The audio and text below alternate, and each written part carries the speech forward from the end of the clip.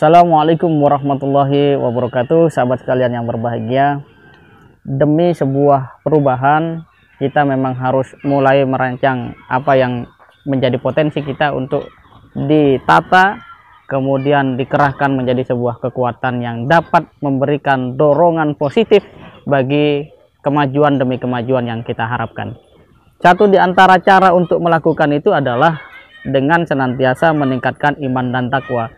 Maka sebenarnya ketika kita datang sholat Jumat, itu kita tidak untuk tidur sebenarnya, tapi mendengarkan ya hikmah, tausiah, atau bahkan pencerahan yang disampaikan oleh khotib Jumat mengenai apa yang menjadi tema ketika itu. Dan tentu saja awal dari setiap rangkaian khutbah itu adalah seruan untuk meningkatkan iman dan takwa. Ini berarti hal yang paling mendasar dan dibutuhkan untuk kita melakukan apapun, dasarnya harus iman dan takwa. Yang kedua adalah optimalisasi kekuatan yang ada di dalam diri kita. Betapa kita ini sudah biasa membaca, bahkan bisa membaca, tetapi apakah kemudian kita rajin membaca? Apakah kemudian ada rasa cinta membaca, atau justru sebaliknya? Ini berarti kita punya kekuatan tapi kita tidak daya gunakan. Kita punya sebuah potensi tapi kita tidak jadikan kekuatan. Betapa ini merupakan sebuah pemandangan umum, bahkan banyak orang yang dalam hari-harinya mungkin menyesal tidak bisa membaca, bukan karena dia tidak bisa membaca, tetapi karena tergoda untuk melakukan hal-hal yang jauh menarik perhatiannya, walaupun itu tidak memberi manfaat apapun. Berikutnya adalah kita harus senantiasa berusaha untuk silaturahim. Dengan siapa? Dengan orang-orang yang memiliki pikiran-pikiran progresif, orang-orang yang memiliki konsentrasi bagaimana membangun adab. Dan untuk silaturahim ini zaman sekarang jauh lebih murah, lebih mudah ya.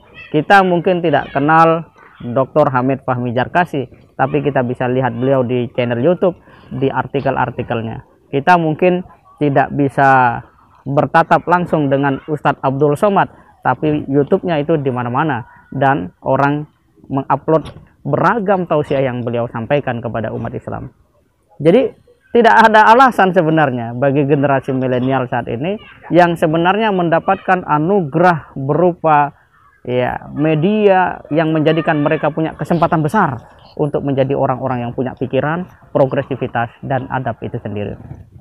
Langkah terakhir sahabat kalian yang berbahagia adalah menekuni secara konsisten. Ini juga tidak mudah karena konon anak-anak milenial itu adalah anak-anak yang mudah bosan. Ya silahkan mudah bosan, tapi apa dulu yang menyebabkan bosan?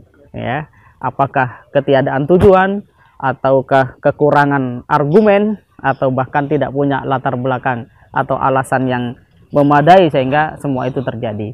Bagi orang yang beriman, mau milenial mau apapun istilahnya nanti, dia akan menekuni hal-hal yang memang Allah perintahkan, seperti bersabar di dalam menyeru manusia kepada kebenaran, seperti melakukan amar ma'ruf nahi munkar.